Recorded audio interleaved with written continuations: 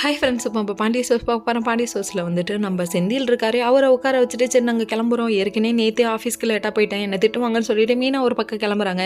என்னை கொண்டு போய் ட்ராப் பண்ணுங்கப்பான்னு சொல்லி கேட்க மீனா இரு மீனா அப்படிங்கிறாங்க.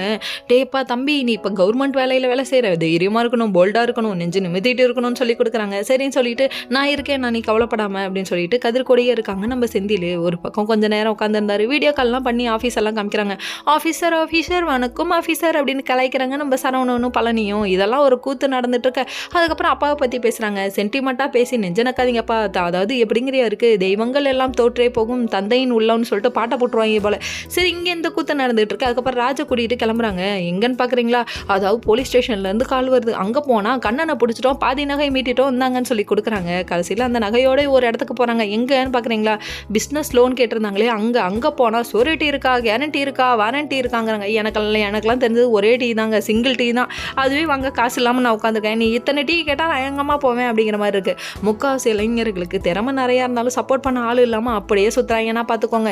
என்ன பண்ணுறது, நாட்டில் முக்கால்வாசி பேர் நாசமாக போகிறதுக்கு இதுவே ஒரு காரணம். அத்தனை டீ கேட்டால் என்னடா பண்ணுவாங்க, நல்லவனா இருக்கானா இல்லை பிளாக் மார்க் ஏதாவது இருக்கான்னு சொல்லிட்டு விசாரிச்சா பரவாயில்ல, இதெல்லாம் கேட்குறீங்களேடா அப்படிங்கிற மாதிரி ஆயிடுச்சு. கடைசியில் பார்த்தா ரியாக்ஷன் வேறு மாதிரி ஆகிட்டு நொந்து போய் வெளியே வராங்க. எனக்கு தெரிஞ்சு நம்ம ராஜோட நகையை கொண்டு போய் வைக்க போகிறாங்கன்னு நினைக்கிறேன். வச்சுட்டு பார்த்துக்கலாம், திரும்ப மூட்டு கொடுத்துக்கலாம்னு நினைக்க போகிறாங்க. காணா போனதாகவே இருக்கட்டும் கொஞ்ச நாளைக்கு. நீ இதை வச்சு முன்னேறணும் அவங்க சொல்லப்படுவாங்க. இதுக்கப்புறம் ஒரே பாட்டில் இவங்க வேகமாக வெற்றி படிக்கட்டுன்னு சொல்லிட்டு பாட்டை போட்டுட்டு முன்னேற போகிறாங்கன்னு நினைக்கிறேன். Okay friends.